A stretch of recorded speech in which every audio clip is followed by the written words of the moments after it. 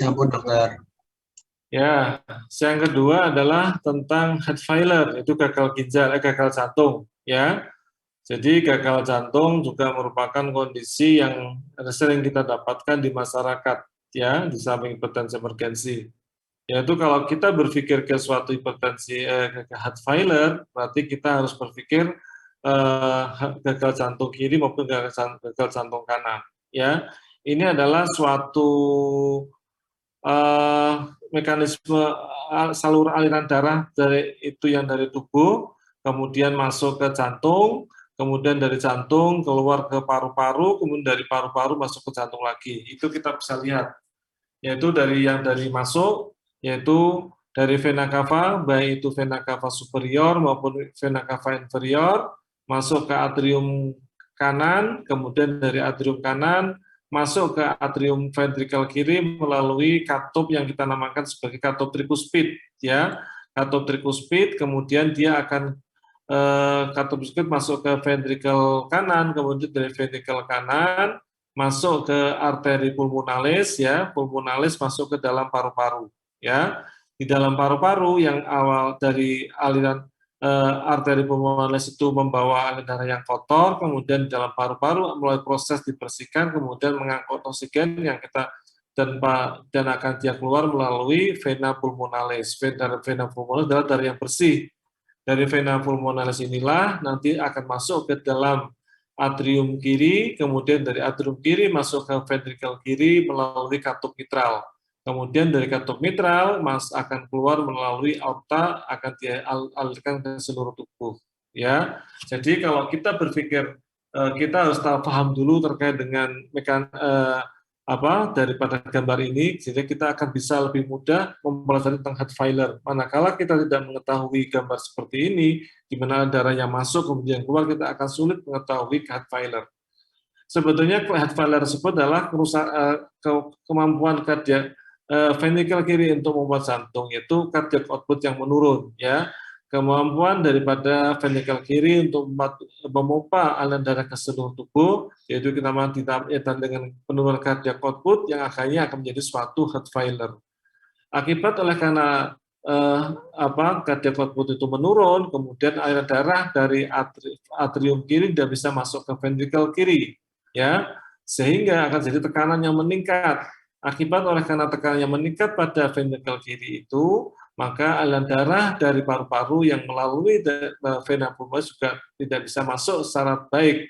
Maka jadi tekanan pada paru-paru yang pada vena pulmonalis yang meningkat, maka akan jadi peningkatan pada paru-paru akan didapatkan suatu odem paru. Jadi odem paru itu adalah tanda akibat oleh karena daripada kongesti pada jantung kiri, ya, yaitu dari vena pulmonalis, dari pulmonalis akibat oleh karena atrium kiri, kemudian atrium kiri akibat oleh karena ventrikel kiri, ya. Itulah kondisi yang akibat makanya tanda daripada gagal jantung kiri hanya ada satu, yaitu adanya odem paru akibat oleh karena yang meningkat pada atrium kiri maupun pada vena pulmonalis, ya. Sedangkan pada gagal jantung kanan itu ada yang pertama, yaitu adanya akibat oleh karena tekanan yang meningkat pada ventrikel kanan, kemudian pada atrium kanan, kemudian akan jadi peningkatan yang meningkat pada vena cava, baik vena cava superior maupun vena cava inferior. Maka pada vena cava superior yang datang dari atas, maka akan didapatkan ada tanda daripada kongestif adalah jugular venous pressure yang meningkat, JVP yang meningkat, itu pada vena cava superior. Sedangkan kalau pada vena cava inferior bisa kita dapatkan pada hepat, mulai dari yang ke kanan dulu adanya hepatomegali, kemudian ke tengah menjadi suatu asites, kemudian ke kiri menjadi suatu splenomegali, ya. Sedangkan turun ke urogenital akan dapatkan adanya odem pada skrotum dan odem pada labium, ya.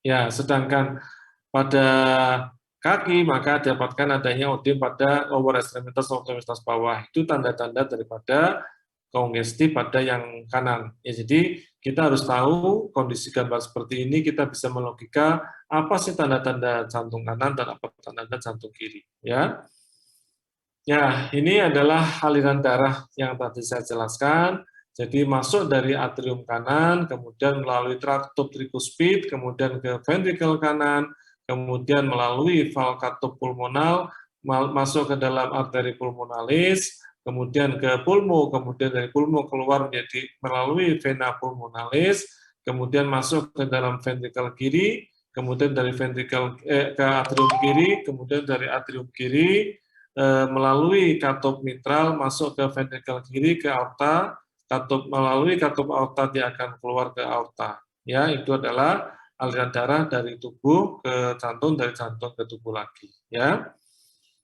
ya definisi daripada heart failure itu adalah heart failure adalah suatu sindroma klinis yang disebabkan oleh karena adanya gangguan fungsi maupun struktur yang menyebabkan ventrikel kanan melalui kegagalan atau disebabkan oleh karena ejeksi yang terganggu. Ya,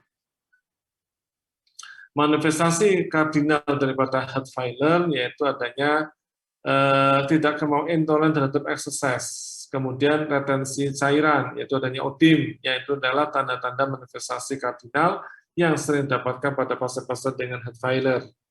Beberapa pasien mempunyai intoleransi terhadap exercise dan dia tidak juga didapatkan adanya retensi cairan, di mana pada pasien tersebut didapatkan ada suatu odim, sesek maupun kelelahan. Ya, tidak ada tanda satu diagnostik tes yang untuk menegakkan heart failure, tapi di dalam menegakkan heart failure tersebut, di samping dengan anamnesis secara baik, kemudian melakukan pemeriksaan fisik pada jantung, dan melakukan pemeriksaan tambahan yang terkait untuk mendukung terkait dengan diagnosis penyakit heart failure tersebut. Ya, ya ini heart failure yang dimaksud dengan CHF yang disebutkan adalah imbalan dalam pemompaan fungsi jantung, yaitu di mana ada suatu kegagalan sehingga jantung tidak mampu memaintain sirkulasi secara adekuat. Ya, ya ini heart failure tersebut secara klasifikasi berdasarkan ejection fraction dibagi menjadi 3, reduced ejection fraction, yang kedua dengan ejection fraction kurang dari 40%, sedangkan preserved ejection fraction adalah ejection fraction di atas 50%, sedangkan mid range yaitu antara 40 sampai 50 yang kita namakan sebagai mid range, yaitu adalah jadi kita bagi menjadi 3, reduce, preserve maupun mid range. Ya, mid range itu antara 40 sampai 49, sedangkan reduce itu kurang dari 40, preserve adalah lebih dari 50. Ya, ya ini tanda-tandanya di dalam kita menegakkan diagnosis heart failure, yaitu berdasarkan simptom yang tipikal heart failure, kemudian tandanya, kemudian penurunan ejection fraction, kemudian diagnosisnya itu dengan kondisi-kondisi yang terkait dengan baik simptom maupun tanda-tanda yang terkait dengan ejection fraction. Ya, kemudian ini berdasarkan klasifikasinya yaitu struktur. Ya, ini hasil daripada kelainan heart failure tersebut menyebabkan apa? Gangguan struktural maupun fungsi, di mana akan terjadi kemampuan ejection fraction juga mulai terganggu, yang kita namakan sebagai systolic heart failure. Sedangkan yang dimaksud dengan diastolic heart failure, manakala pada pasien tersebut gangguannya itu dari atrium ke ventricle, maka kita katakan sebagai diastolic heart failure. Sedangkan kalau dari ventricle ke aorta itu terjadi yang kita namakan sebagai systolic heart failure. Jadi di dalam heart failure itu ada 2, yaitu systolic heart failure maupun diastolic heart failure. Saya tidak perlu ini aja. Ya, penyebabnya adalah bisa berbagai macam penyebab daripada heart failure, bisa penyakit jantung koroner, kemudian hipertensi, kemudian kelainan katup, infeksi maupun disritmia, gangguan irama jantung, atau infak miokard, diabetes maupun alkohol. Itulah etiologi daripada heart failure. Namun yang paling sering penyebab hipertensi itu adalah penyakit jantung koroner atau hipertensi atau valvular heart disease, yaitu pada saat kita melakukan ehokardiografi ternyata didapatkan adanya kelainan katup baik itu mitral maupun tricuspid, ya. Ya, tipe heart failure yaitu adalah low output heart failure, di mana pada pasien tersebut adanya gangguan systolic heart failure maupun diastolic heart failure. Sedangkan yang kedua high output heart failure, dan ketiga right ventricle failure yaitu gagal jantung kanan. Ya, gagal jantung kanan itu ditandai dengan biasanya pada pasien tersebut adanya pembesaran daripada ventricle kanan, ya, yaitu tandai adanya katup tricuspid yang terganggu, yaitu bisa tricuspid regurgitasi atau tricuspid stenosis, ya, yaitu biasanya tanda-tandanya adanya suatu hepatomegali, asites, splenomegali, odem pada skrotum, odem pada labium, dan odem pada lower ekstremitas. Itu tanda-tanda daripada gagal jantung kanan, ya. Kemudian ini penyebab low output tersebut, yang pertama tadi cause rate output, yaitu kelainan sistolik maupun kelainan diastolik. Ya, baik sistolik itu diantara adalah penyakit jantung koroner, kemudian dilated idiopathic cardiomyopathy atau hipertensi atau kelainan katup. Itu adalah kelainan disfungsi sistolik. Sedangkan disfungsi diastolik itu bisa disebabkan oleh karena hipertensi, menyebabkan penyakit jantung koroner, kemudian HCM yaitu hipertrophic obstructive cardiomyopathy, dan yang keempat adalah restrictive cardiomyopathy, ya. Ya, manifestasi klinis daripada penyakit jantung heart failure tersebut yaitu dia sesak, ya dyspnea. Yaitu dyspnea pada heart failure tersebut ada dyspnea yang pertama adalah dyspnea default, yaitu sesak pada melakukan saat aktivitas. Kemudian paroxysmal nocturnal dyspnea, yaitu sesak pada saat melakukan pada malam hari. Yang paling berat adalah ortopnea, yaitu sesak pada kala melakukan istirahat, yaitu ini, ya. Kemudian edem, yaitu adanya odem pada oleh ekstremitas bawah. Kemudian hepatik kongestif, yaitu adanya suatu hepatomegali. Di sini apa jadinya tidak kan sore juga? Belum tahu, nanti tergantung. Soalnya kalau tadi kok sempat telepon tanya apa benar sore gitu. Nanti tergantung Pak itu selesai gitu. kapan. Kemudian asites, kemudian seperti tadi manifestasi dyspnea bisa dyspnea default, kemudian paroxysmal nocturnal dyspnea maupun ortopnea. Sedangkan karena penurunan cardiac output yaitu adanya kelelahan maupun kelemahan, ya, jadi gampang tidak melakukan aktivitas, ya, itu fatigue maupun weakness, yaitu akibat oleh karena cardiac output, ya. Ini tanda-tandanya yaitu adanya CVP yang meningkat bisa kita lihat meningkat, ya, kemudian adanya suatu ronchi, ya, crickles, ya, adanya odem paru, adanya batuk, ya, kemudian adanya nausea, kemudian karena pada pasien tersebut adanya hepatomegali atau asites, kemudian adanya suatu odem pada ekstremitas, dependenting odem, ya, kemudian pembesaran pada spleen, ya, ada suara galop, ya, jadi adanya peningkatan daripada kontraktilitas frekuensi daripada jantung, maka menyebabkan suatu galop, ya. Kemudian jugular venous pressure, ya, kemudian pasien tersebut juga kadang disertai dengan gangguan kesadaran, confused karena oksigenasi yang kurang ke otak, aliran darah ke otak juga terganggu karena cardiac output-nya menurun, maka aliran darah ke otak terganggu, maka terjadi perfusi di otak terganggu, maka terjadi gangguan kesadaran pada pasien tersebut, bisa confused, bisa gangguan somnolen, itulah yang sering kita dapatkan kalau pada pasien yang CF dengan sesak sekali, ya. Kemudian ini pemeriksaan fisiknya ada suara galop, kemudian sianosik pada ekstremitas ada yang sianostik, kemudian pucat, dan pada pasien tersebut ada yang juga dingin, itu yang sering. Karena apa? Pada ekstremitas tersebut mengalami vasokonstriksi, yaitu peripheral vasokonstriksi. Tujuannya apa? Tujuannya untuk meningkatkan aliran darah balik. Dengan meningkatkan aliran darah balik tersebut diharapkan cardiac output juga akan meningkat. Itu apa yang kita pikirkan pada pasien-pasien dengan heart failure. Kemudian berikutnya adalah ronchi crickles, ya, penurunan sesak suara nafas, ya, karena pada pasien ada suatu cairan pada saat pemeriksaan, ya. Kemudian peningkatan jugular venous pressure, kemudian adanya odem pada ekstremitas bawah, asites, hepatomegali, splenomegali, dan peningkatan daripada apical impulse, ya, impulsnya juga meningkat, ya.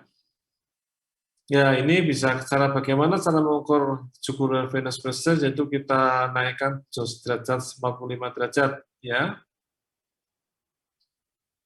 Ya, kemudian pemeriksaan darahnya, yaitu pemeriksaan yang harus kita lakukan, yaitu pemeriksaan darah rutin, kemudian untuk menilai apakah ada anemia atau tidak, kemudian pemeriksaan elektrolit, yaitu menilai apakah elektrolit hiponatremi, hipokalemi, hipokalsemia, kemudian kreatinin, tujuannya apakah pada pasien tersebut sudah dapatkan adanya azotemia, yaitu kelainan fungsi ginjal, kemudian adanya fasting blood glucose untuk menilai pada pasien tersebut diabetes atau tidak, kemudian thyroid function test tujuannya untuk menilai apakah penyakit jantung tersebut disebabkan karena penyakit jantung tiroid, yaitu dengan FT4 yang meningkat, TSH yang menurun, kemudian menilai iron study, yaitu menilai apakah defisiensi besi atau tidak, kemudian anates untuk menilai apakah pada pasien tersebut adanya lupus atau tidak, kemudian viral study, yaitu untuk menilai pasien-pasien dengan myocarditis viral, itu yang harus kita lakukan virus viral study, ya.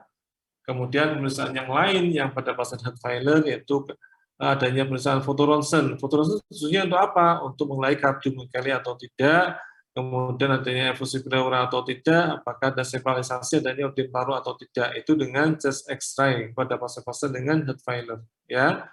Ini adanya suatu pada fotoronsen dan suatu kardiomegali, ya. Itu khas pada pasien-pasien dengan heart failure. Kemudian pada pasien-pasien tersebut adanya suatu congestive vessel paru dan odem paru, ya, kita bisa lihat adanya gambaran inhomogen, kesuraman inhomogen yang dengan batas yang tidak tegas. Itulah yang tanda khas pada pasien-pasien fotoronsen pada pasien-pasien dengan odem paru, ya. Ya, ini odem paru pada heart failure, ya, lebih makin lama dia akan makin meningkat biasanya kalau odem paru tidak ditangani secara baik, ya.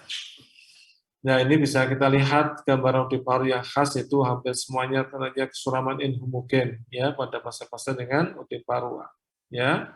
Kemudian pemeriksaan selanjutnya pada jantung, yaitu adanya ECG untuk menilai apakah adanya suatu ischemic heart disease atau tidak, ya. Kemudian adanya aritmia atau tidak. Kemudian echocardiografi untuk menilai ejection fraction maupun kelainan struktural maupun kelainan katup, itu dengan echocardiografi, ya. Kemudian echocardiografi, ya. Ya, ini echo, gambaran echonya untuk menilai ejection fraction-nya apakah kardiomegaly atau tidak, atau gambaran kelainan katup atau mitral. Itu kelainan katup itu harus kita nilai dengan echocardiografi. Kemudian EKG, irama jantungnya bisa dengan irama yang besar-besar, ventricle yang lebar-lebar seperti ini, atau dengan atrial fibrillasi, atau sinus tachycardia, atau biga supraventricular tachycardia, atau pada pasien-pasien dengan gelombang GRS yang meningkat. Ya, itulah gambaran EKG irama pada pasien-pasien dengan heart failure. Jadi tidak semuanya pada pasien heart failure itu sebenarnya terkait dengan dengan atrial fibrillasi, ya. Ya, kemudian pemeriksaan yang lain yaitu dengan SSS test kalau memang pada pasien tersebut untuk memang kondisi yang baik, pada kondisi yang ejection yang bagus. Jadi jangan sampai pada pasien dengan heart failure kita melakukan SSS test pada reduce ejection EF rendah, kita hati-hati kita melakukan SSS test. Tapi kalau kondisi yang EF-nya masih baik dan kita untuk menegakkan heart failure masih boleh kita lakukan dengan SSS test. Kemudian coronary arteriografi itu pada pasien-pasien dengan penyakit iskemik, tujuannya untuk melihat ada sumbatan atau tidak pada arteri jantung, arteri ginjal jantungnya, yaitu untuk melihat sumbatan dengan coronary arteriografi, ya. Kemudian endomiokard biopsi, yaitu memang sering kita gunakan, ya, biasanya pada kasus-kasus tertentu aja kita melakukan biopsi pada jantung, terutama pada kasus seperti viral, ya, induced cardiomyopathy aorta viral, itu pun juga perlu kita pikirkan dengan biopsi jantung untuk jantung, ya. Saya rasa tidak usah ambulatori, ya. Ini klasifikasi failure, yaitu dengan kelas 1, kelas 2, kelas 3. Heart failure tersebut klasifikasi kapasitas ada 2, ada 4. Kelas 1, kelas 2, kelas 3, dan kelas 4. Ya, kalau kelas 1 bersifat asimptomatik, kelas 2 bersifat sesak bila melakukan aktivitas berat, kemudian 3 sesak bila melakukan aktivitas ringan, Kemudian yang keempat, istirahat, pasien itu sesak walaupun dia istirahat, itu kelas 4. Ya. Ya, kemudian terapinya pada pasien-pasien tersebut koreksi pada sistemik, yaitu bagaimana fungsi tiroidnya kalau memang harus ada peningkatan gangguan tiroid, jadi kita terapi fungsi tiroidnya, kemudian terapi infeksi, kemudian kontrol diabetes, kemudian kontrol hipertensi. Itu koreksi secara sistemik. Kemudian lifestyle modification, ya, yaitu dengan rendah lemak, rendah garam, batasi alkohol, kemudian melakukan penanganan obat terus-menerus, ya. Maksimis medication, yaitu obat kita maksimalkan untuk mencapai target yang paling baik, ya. Ya, terapinya dengan pola hidup yang berubah pola hidup, kemudian monitoring, yaitu kemudian obat maupun dengan kemudahan. Ya, kemudian terapi exercise testnya, lifestyle itu dengan exercise, kemudian makanan, kemudian menurunkan berat badan, kemudian hentikan merokok, alkohol, ya, kemudian monitoring disease dengan berat badan, swelling, medication, sign and symptom, ya. Exercise yang diharapkan itu minimal 30 menit ya dalam waktu seminggu, ya, itu sekali 30 menit. Ya, sebenarnya kalau pada heart failure tersebut tidak kita batasi waktunya, tapi tergantung dari kemampuan. Kalau kemampuannya itu dia baik, itu pada saat dilakukan heart failure, exercise tidak sesak, berarti masih boleh dilakukan tindakan. Tapi kalau pasiennya sesak, harus dihentikan. Ya, itu prinsipnya. Kemudian terapi yang harus kita berikan yaitu dengan diuretik yang kuat, loop diuretik, kemudian ACE inhibitor, beta blocker, digoxin, interleukin, nitrat maupun potasium sparing diuretik, yaitu untuk mengganti kalium pada pasien-pasien yang diberikan diuretik. Ya. Kemudian loop diuretik contohnya adalah furosemid, ya. Kemudian potasium sparing diuretik contohnya adalah spironolactone, yaitu hemat kalium, yaitu spironolactone. Jadi itu ada dua loop diuretik atau potasium sparing diuretik. Kalau loop diuretik contohnya furosemid, kalau potasium sparing diuretik contohnya adalah spironolactone. Ya. Kemudian ACE inhibitor memperbaiki survival pada pasien-pasien dengan heart failure yang berat. Ya, dimulai terapi dengan dosis yang rendah, konsentrasi dinaikkan secara bertahap, yaitu bisa dengan enalapril, dengan captopril maupun dengan lisinopril. Tapi tidak boleh diberikan kalau tidak intoleransi terhadap ACE inhibitor bisa diganti dengan angiotensin reseptor blocker. Ya, jadi tidak boleh dikombinasi antara ACE inhibitor dengan ARB, tapi ARB adalah diberikan kalau pada pasien tersebut tanpa adanya simptom atau intoleransi terhadap ACE inhibitor masih boleh diberikan dengan ARB. Terus beta blocker seperti carvedilol, metoprolol, yaitu untuk menekan survival juga seperti ACE inhibitor, tapi kontraindikasi pada pasien-pasien dengan heart failure kurang dari 60 kali per menit, kemudian bradikardia simptomatik, kemudian hiperfungsi perifer, kemudian pada pasien-pasien dengan COPD atau asma, yaitu pada interval antara 0,4 sampai 0,2, itu berarti adanya AFib-block. AFib-block kita harus kita hentikan pada pasien tersebut, walaupun pada pasien tersebut masih derajat 1 AFib-blocknya harus kita hentikan, ya, beta blockernya. Kemudian hidrazin plus nitrat, yaitu untuk kongestif juga, ya, untuk hidrazin itu dengan HCT atau seperti nitrat yang dengan 20 mg itu untuk kongestif juga, ya. Digoxin yaitu untuk menekan kontraktilitas. Digoxin itu bersifat inotropik positif, chronotropik negatif. Yang dimaksud dengan inotropik positif, chronotropik negatif itu dia adalah meningkatkan kontraktilitas dan menurunkan frekuensi. Jadi kalau digoxin itu frekuensinya akan menurun, kontraktilitasnya akan meningkat, itu pada pasien-pasien dengan heart failure. Ya. Kemudian obat yang harus diberikan pada gangguan jantung adalah golongan statin. Didominasi heart failure sebagai sekunder prevalent cardiovascular disease, yaitu beberapa studi menunjukkan bahwa kemungkinan manfaat yang spesifik pada heart failure dengan menggunakan terapi statin, yaitu memperbaiki ejection fraction, kemudian remodeling terhadap ventricle, menurunkan inflamasi marker. Ya. Kemudian terapi pembedahan yaitu angioplasti, kalau angioplasti bebas seperti heart pump atau transplant. Terus obat yang tidak diberikan pada heart failure itu pada NSAID, dalzaludion maupun metformin tidak boleh diberikan pada pasien-pasien dengan heart failure. Ya, ini adalah implantable cardiovascular defib, ya. itu pada hard filer, yaitu pada ventricle tachycardia yang berhubungan dengan psikosis sudden death, itu boleh kita berikan implantable cardioverter defibrillator, ya. Nah, prognostiknya yaitu kalau NIH 1 5-10%, 2-3 atau 5-30%, kalau di atas 4 adalah 50-60%. Ya, ringkasan heart failure merupakan pasien dengan prognosis yang jelek, sering membutuhkan obat-obatan secara multiple untuk mengontrol simptom. Obat terapi variatif dapat membantu pasien-pasien dengan heart failure. Diperlukan tim multidisiplin di dalam penanganan heart failure tersebut. Ya, terima kasih. Ada yang mau sampaikan, ditanyakan? Jadi saya masih punya kuliah 1, tapi kelihatan tidak mungkin pada pagi hari ini karena sudah pasnya sudah banyak. Jadi mungkin kita pending dulu, nanti kita Dr. Osa yang akan menjadwalkan lagi kapan. Ya, terima kasih. Assalamualaikum warahmatullahi wabarakatuh. Waalaikumsalam warahmatullahi wabarakatuh. Terima kasih banyak dokter. Ya, nanti lain kali sudah besok atau lusa monggo terserah. Nanti kita konversi dengan Dr. Osa dulu.